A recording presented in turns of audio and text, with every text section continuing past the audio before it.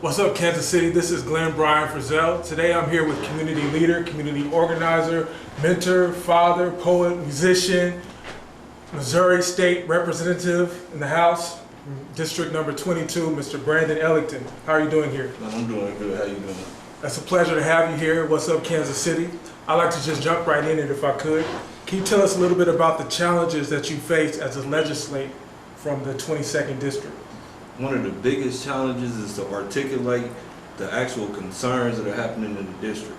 You have a lot of misinformation and inappropriate thoughts about what happens in poor communities, in particular when you talk about the inner city.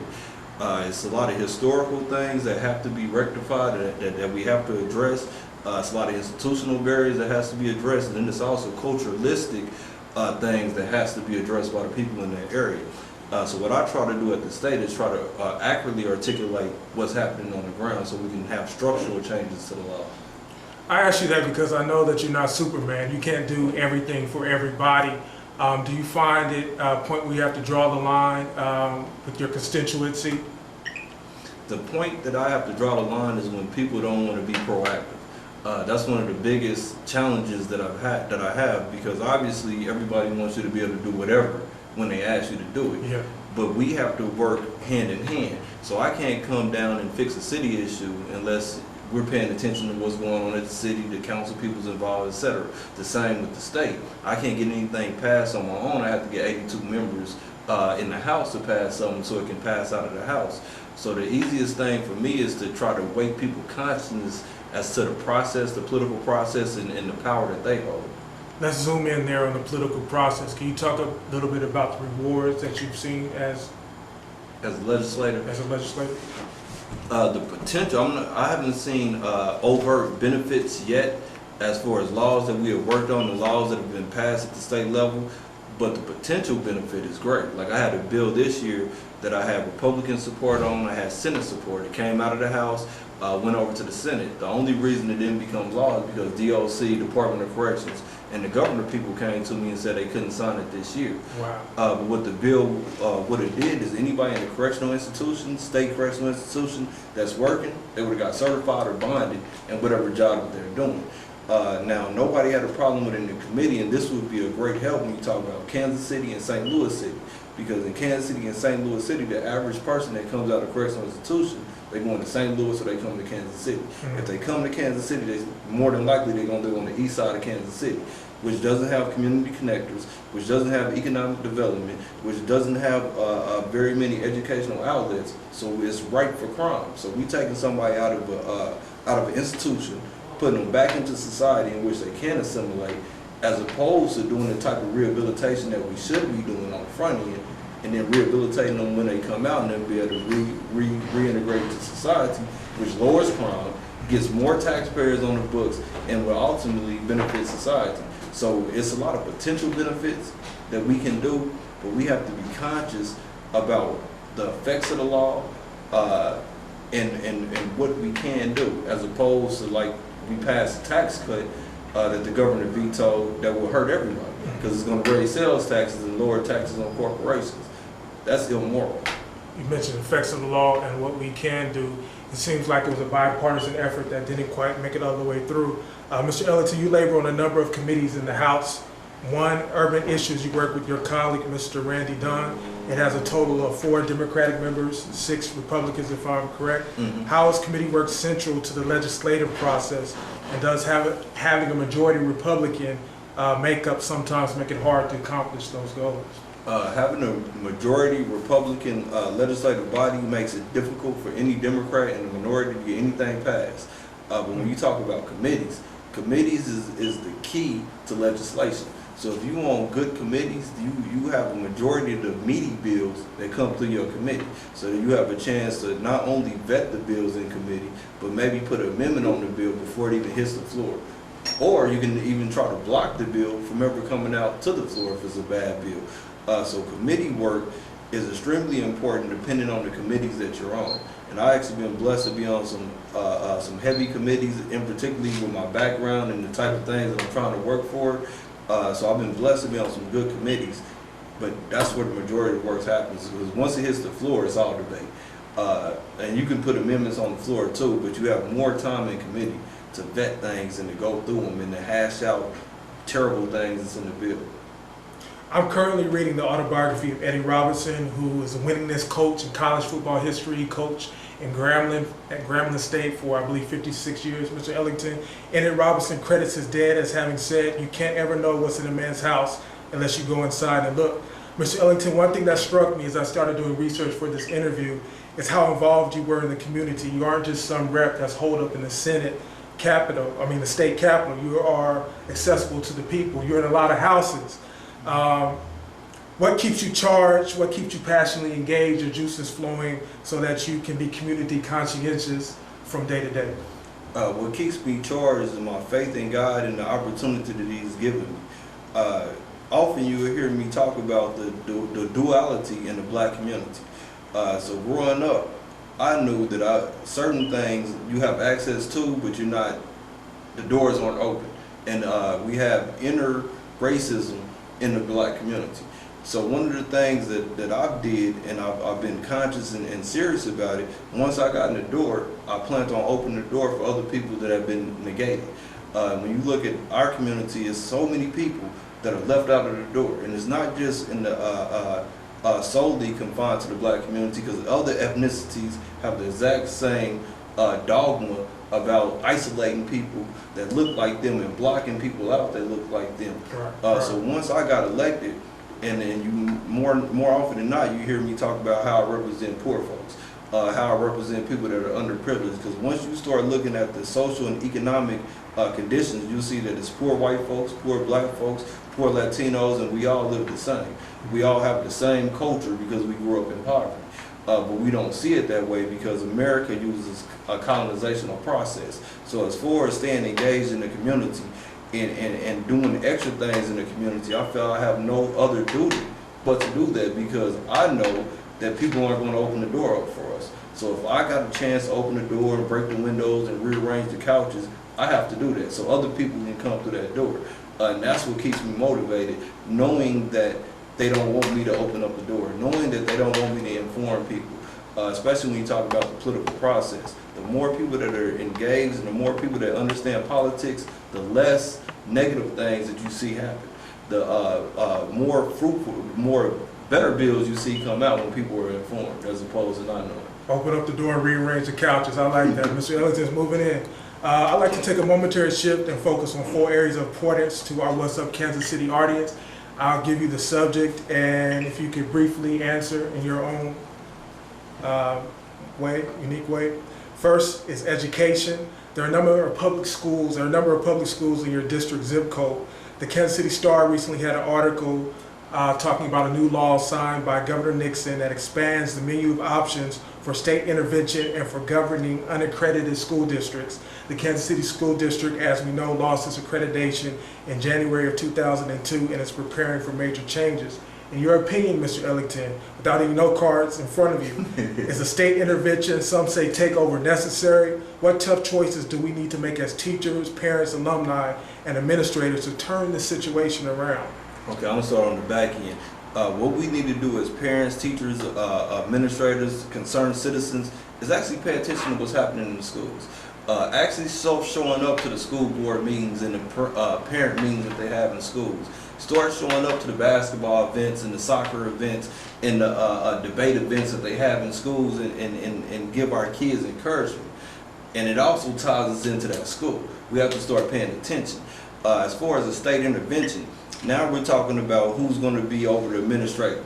To me, it doesn't matter if it's the school board or if it's the state, because we're simply talking about administrative duties.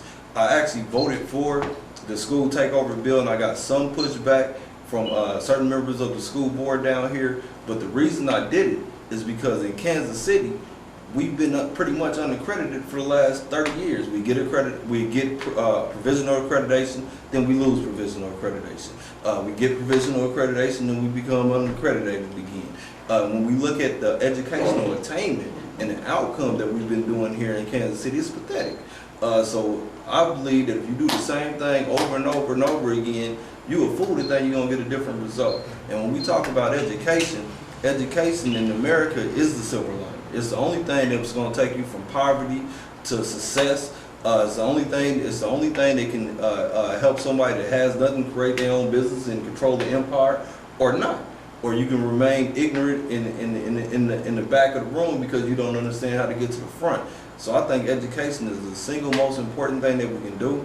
I think we have to put more money into our schools, meaning it should be better equipment and also a tougher curriculum and extracurricular activities, because these are the things that tie kids into schools. But I think that we need to start paying attention. That's the single most important thing that we can do. When I travel around the state and I go to other districts, other communities, the ones that are most successful, the ones that have the best schools, have the strongest parental commitment to making sure that schools is teaching those kids, the schools is clean, etc. Wow, parental commitment is a central component to success. I'd like to shift gears real quick and talk about employment. For the month of June, Mr. Ellington, local unemployment rate was at 6.9. The national rate remained at 7.6. Minimum wage is at $7.35. While those figures are from the Missouri Department of Labor and National Bureau of Labor Statistics, I'm not sure that they accurately reflect what's going on in the inner cities. Unemployment disproportionately affects the inner city communities, especially African American males.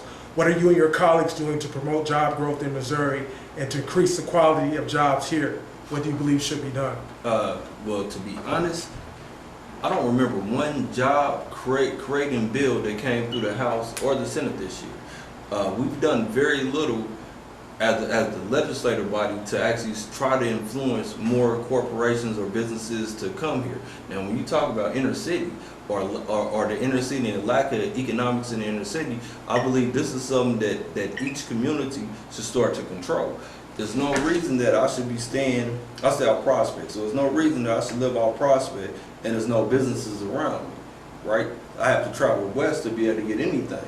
But in saying that, it makes no sense that the people that stay around me, we aren't starting to create our own jobs, we aren't creating our own business. There's so many industries out here that we can control, but we don't do it. Like how we sitting here doing an interview. We can control our own media, but it takes the time to start getting equipment and start putting it out. You may not make $1 million the first day, but you'll start to build an empire. The same when we talk about healthy living. We can create our own gardens and start selling fresh produce, even though we don't have grocery stores in the inner city. Start controlling our economics. The same when you talk about lack of transportation. When I was a kid, it was a gentleman named Ben that used to sit up here at Thriftway, and he would take people home from the grocery store. He'd get a couple of dollars from dropping them off, but this is a viable transportation thing. When you talk about yellow cab, it's so much that we can be doing to generate economics in our community that we're not.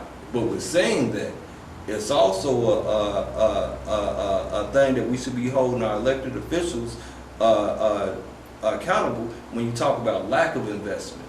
When you look at the inner city, we have two things. We have the state and we have the city.